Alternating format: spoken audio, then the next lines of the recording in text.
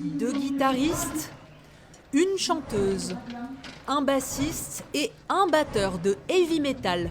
Mais que manigance ce groupe au Festival des Transhumances de Las. C'est pas un public qui écoute du métal, c'est le public de Scapé, donc un public festif. Donc c'est un challenge pour nous déjà de leur proposer du métal. Après avoir affronté le public du Hellfest, le groupe Manigance précède sur scène les madrilènes Scapé. Depuis près de 30 ans, les Béarnais imposent leur style qu'ils savent renouveler.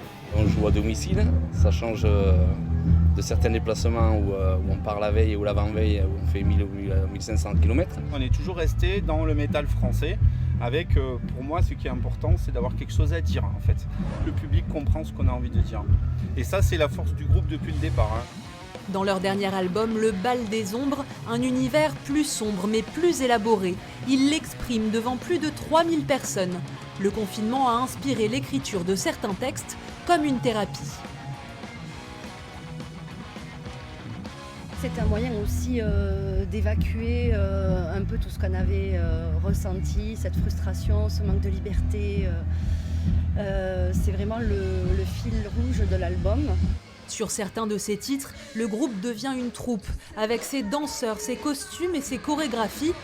Quel est le secret de leur longévité ?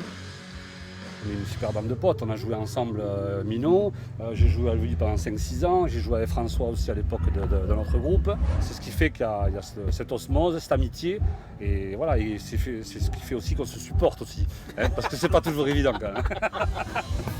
Manigance a su s'inscrire dans le paysage du power ou heavy metal français.